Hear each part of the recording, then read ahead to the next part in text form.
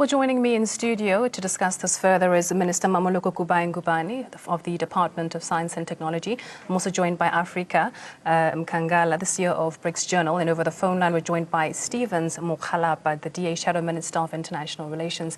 Good evening to you all, and thank you so much for joining us.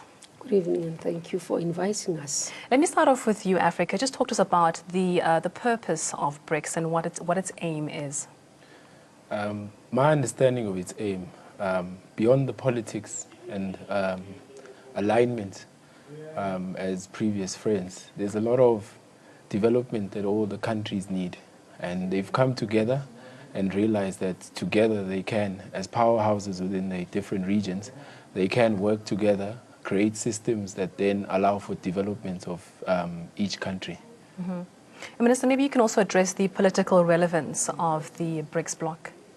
Look, the existence of BRICS, yes, in terms of political power, it's important, and participation for us as South Africa, it gives us a leverage, especially as a developing country, to be able to participate with countries that are developed or that have like-minded wise, so that we are able to lobby certain positions when we are competing globally. Participation, I mean, some of the things that we've been able to achieve globally in terms of the UN security seat, in terms of our participation and being regarded around the G20, is because of our participation in the BRICS and our existence in the BRICS community. So they're both political and economic benefits for us to be participating. And Africa, just talk to us about the trade agreements between the nations and what sharing practices are actually at play. There's a lot. There's a lot even before BRICS actually happened. The basic stats, for instance, intra-BRICS trade from 2010 when South Africa joined was sitting at around 200 billion. Where it stands currently, which has only been 8 years, it stands at 462 billion. So the economic activity is based on, obviously, the relations that the foreign ministries and the different departments would have. Those have been bearing fruit because that is on its own a rapid growth. Each country has a specific need. China, as we all know, is a manufacturing powerhouse. They are always looking for raw materials. So there's different trade agreements with that.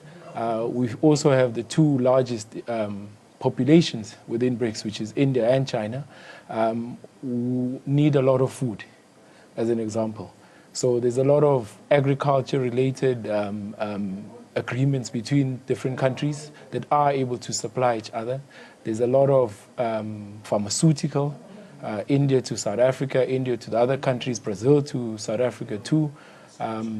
So there's a lot of activities. Yeah.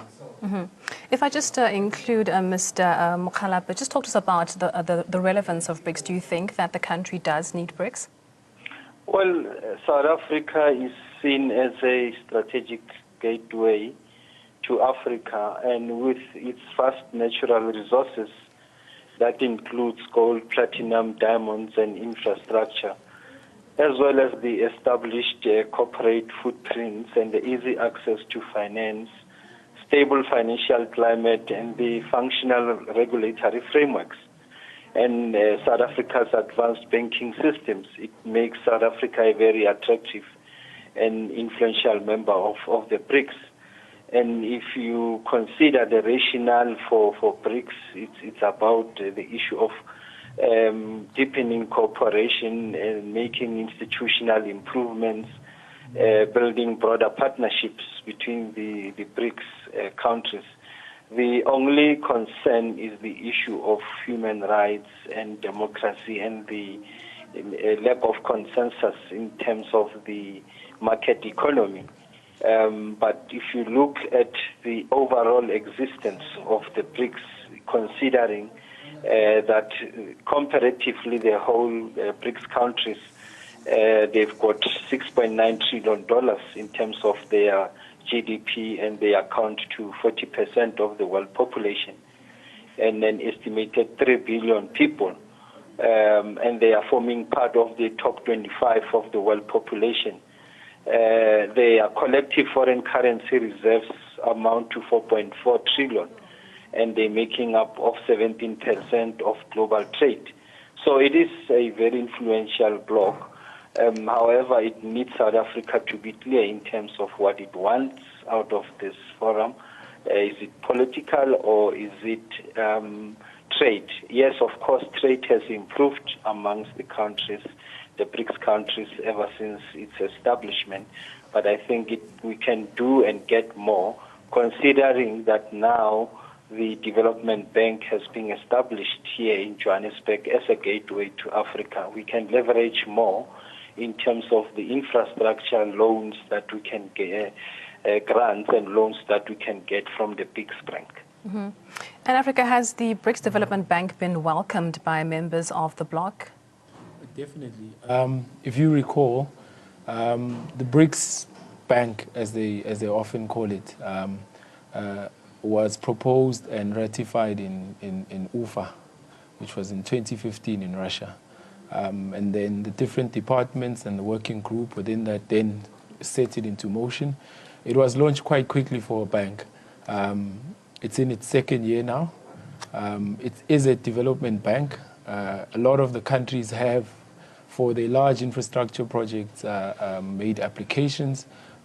It's readily available for everyone on the website, which ones have been approved, which ones are also still in the process of being reviewed. So all the BRICS countries also contributed money towards it. So I don't think any of them would have contributed had they not felt that it's a vehicle that they could be or they want to be part of. Yeah. And Minister, can you just talk to us about the launch of Meerkat, the Meerkat initiative as a precursor to SKA? Just define that for our viewers, first of all, and expatiate on that. Yeah, definitely we're launching next week. Excited about it on the 13th of July with the President. We're excited because it puts us in the map. I mean, there are a number of things that people sometimes say about us as a country and looking down on us. But for a country to be able to develop such technology and build, and 70% of what we used in that is local. So we didn't import majority of the equipments we used. It has been produced by local companies, manufacturing companies. And we think that puts us in a map, and that's why we're showcasing during the BRICS with the China state visit. We'll be showcasing, we might not. We wanted to take President Xi Jinping there, but unfortunately we can't because we might tamper with the signals of our project, so the investment can't be killed. But we will be doing virtual talk for them to see, because certain projects we've done, the research and development we've done in partnership with China. And that's why the BRICS, when you link the work that we're doing in science and technology, you link it because we're seeing what they're doing, but also finding our own feet in doing very good things. And SKA is one of them. And we're excited. We've reached 64 dishes. I was on site to see for myself before I can take the President there. So they are ready, and my team has already said to us that they've captured first visuals. On the 13th, we'll be showing what we've captured in terms of the universe. That's 64 satellites that we have. Yeah. Wow. Built already. They're very big. It's almost like 3-story building. So when you look at them in the picture, you think it's like this small. But when you're on site, you literally this small and they're like this big. So it's what has been done. Many young people and local people in Carnarvon have been able to participate. SMMEs being able to participate in that. But what is more important, our researchers and our ability now of global researchers wanting to come to South Africa, because we have this facility. It's very few countries that have that, and we are looking forward because we do have other African countries who are partnering with us, so they're going to benefit. We'll do some second layers of linking them to the Carnarvon site. So it's a very big and exciting initiative and time for scientists and researchers, both in the country and globally. So is there an intern program? Can scientists who are watching us now maybe go onto the website to apply to be a part of the research teams? Yes, we do have an internship program. Actually, since it started, there's been interns that have been there, the scientists that have done. We've taken even local young students from local schools. We have about 25 young people from the local schools in Northern Cape who are now part of our system, who are being scientists. It wouldn't have happened without the project. So we were very specific about intervening and taking young children who are coming from the community as part of innovation, as part of education as well, and building them, because they will have to come back and work on the sites. So there are quite a number of them. There are websites in terms of SK and NRF. There are many opportunities that are there, young people who can be able to access. I know some people say to me, look, what about a young person who doesn't have access to internet? For now, we don't have other mechanism except when I go out and do outreach, like I will be doing on the 28th of May. I will be in Mpumalanga and Bombela, having exposure to young people who are in high school, those who are first years, to just say to them, these are the opportunities we have.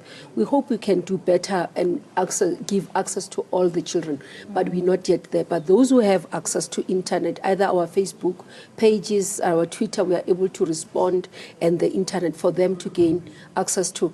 Not only in SKA, actually, we're providing funding for even postgraduate, those who are doing honors research, masters, and those who are looking for partnership. We also do exchange programs with Global. We currently have young people who are in CERN, in Geneva, who are studying from VETS. So they are there for a year as part of exchange program. So there's quite a number of things that we're trying to do for young people in the country around science and technology. Sounds so exciting. Makes me want to be a scientist. Well, Mr. Stevens, just to talk to us about if you think that BRICS is functioning the way that it should be, and if there are certain loopholes you've identified, how can they be patched? Well, most certainly. If you look at the issue of the development bank, for example, the disadvantage there includes the concerns of the voting powers and the voting patterns. South Africa has only 6% voting power, while China has the veto rights that can ensure that they veto some of the decisions that are being made. And as I have also alluded to the issue of the human rights track record, if you look at China's human rights abuse record, and if you look at Russia with its, involvement in the Crimea area. And if you look again that the Russia and China, they are part of this permanent 5 of the Security Council, and they are not much lobbying for South Africa, even though now we are a non-permanent member of the Security Council. But the essence is that they seem not to be on our side when it comes to issues of global politics. The other issue is the issue of the funding model of the BRICS Bank. If you look at the funding model, is that 41% is being contributed by China, which amounts to 41 billion. And 18% by Brazil and India and Russia, and we are 5%, which is about 5 billion. So if you look at the strength of the economies, South Africa is punching above its weight, and it creates a serious problem.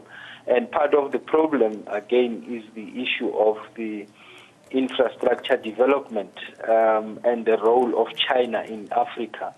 And South Africa being the gateway to Africa. And while there are a lot of issues when it comes to the substandard material of China, when it comes to the labor issues in terms of China not using local labor in as far as building of major infrastructure projects. So those are the major issues that are of concern, and South Africa should be on the lookout, firstly, to define its role politically in terms of the role of South Africa as the United Nations Human Rights Council, its role at the United Nations Security Council, and generally in the multilateral institutions across the world, and see where the alignment is, because there seems to be a disjuncture in terms of South Africa's constitutional principles and values vis-a-vis the issue of economic diplomacy when it comes to our role in the BRICS bloc.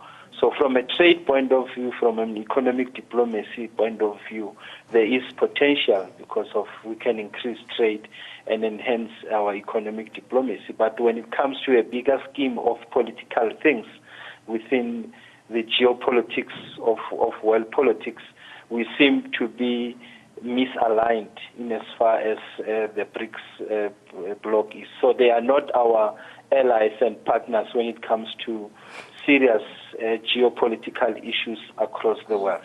Well, Mr. Stevens, the Minister seems to disagree with you, Minister. Do you want to just respond to that? No, I disagree because all of us have been, from BRICS point of view, at UN, for example, we've been calling for reform. The issue about reform, we are all in the same page. And the reason why you find these issues of veto powers is because all the countries, I mean, if China and Russia were not there, it means US was going to veto everything. They would decide to pull out. They would decide to do. Now, it has been part of balancing act. You literally needed somebody like China or Russia when the US goes rogue, as we've seen recently with President Trump going rogue, starting economic wars and all those things that they're doing. Now, if you didn't have this countering mechanism, it would have been. But for us as a bigger picture, now policies, ANC and government, this government, has always been around the reform. And we are all on the same page as BRICS around the reform at UN and UN Security Council. If we were speaking in different tongues, I would understand, but we're not speaking on different tongues. So the issue to say that we are not on the same page is not true. And secondly, I think we need to understand, each country will have its own constitution. Now, you can't want to impose your own constitution as a country on others. Each nation, because they've got their sovereign, they will decide to say, for us, like we have done in South Africa, we've said, for us, this is the constitution and these are the measures. You need to evaluate people on the basis of what they've put in place in their own countries. If they violate what they term as their own constitutions, their own principle, then you have a problem. But you can't say wanting to impose yourself to another nation with your policies, with your constitution. Then it can't work. That's not how global politics are. You can go, for example, you go and look at Germany. Germany has its own way. You have Angela Merkel contesting elections. If in South Africa we don't allow more than 2 terms, but Germany is comfortable with her leadership. They believe that she's doing a right job, so you can't want to impose. She's doing the 4th term. Is that violation of international or global position? No. It's because Germany has put their own constitution and they're following it. So we must understand the global politics in that space. And just talking on the issue of investments, I mean, the president recently went on, different road trips once he came into office trying to garner international investments. Have those investment drives been successful? Are there any figures you can give us? Or how else does the BRICS nation actually bring investment into our country specifically? Well, we've got a BRICS summit business summit that will happen in Durban in about 2 weeks, which South Africa is chairing. It's a combination of a lot of big business, small business, and even the medium-sized, where they then get to actually meet as business, because it's in many terms, the conditions are created by government, but it's up to business to take advantage of them. So this is a perfect opportunity and platform for intra-BRICS trade to increase. For those the countries that are looking for investment, both into South Africa and are looking for South Africans to invest, it would then be the platform for that. I do think, in addition to what the Minister has said, is we should always be able to differentiate what the role of a particular institution is. In this particular case, the new development bank is a developmental bank. The only institution that has applied for a loan from South Africa is Eskom. If I'm not mistaken, it was 180 million US, which was approved. It does not have Chinese working at Eskom. It does not come with those terms and conditions. Also, if a particular Chinese company decides to invest in another African country, and it's a direct link between them, South Africa is not the big brother who's going to step in and say stop. Like the minister alluded, each country decides how they run their own country. We can either advise or stand back, assist when they ask for help. It's very important that we are clear about our role so that we don't overstep, because then we allow for other countries to also come and overstep in our own domestic issues. Yeah. So respect is key. Let me just take closing comments in 1 minute, Mr. Stevens. Yes, thank you very much. I think we should not be talking selectively when we talk about the issue of sovereignty, because the question I would ask is that South Africa must explain why did they, at the United Nations Human Rights Council, they voted with Russia and China against human rights abuses in Syria. So that is the kind of influence that I'm talking about, that China seems to be imposing itself in as far as the BRICS is concerned. And of course, as South Africa being the gateway, most of the development and as well as the linkages towards Africa is done through South Africa. So we like it or not, is that a question is this, is that South Africa, because of its enhanced infrastructure capacity and technological capacity, is a gateway to Africa.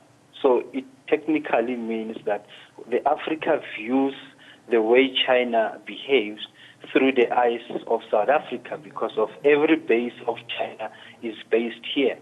So we cannot be selective when we're talking about, and there is a misalignment in as far as what we are doing in BRICS and what is BRICS doing to us, because of that is the most important question that you ask, is that what is the value of our being in the BRICS?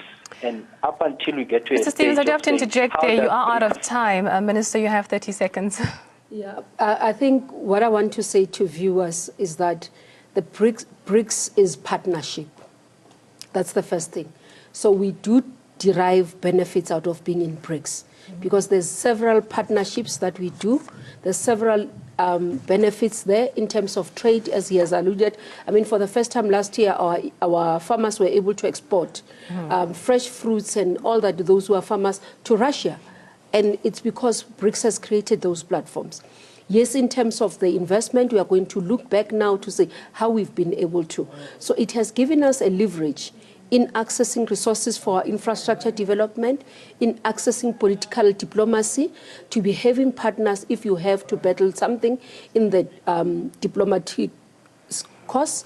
But lastly, what I want to say is the issue of us seeing value, even when we're hosting, a lot of things we'll be communicating about, even in our space as science and technology, there's huge benefits for us. Exchange programs, development, learning on technology and innovation, how they're doing best.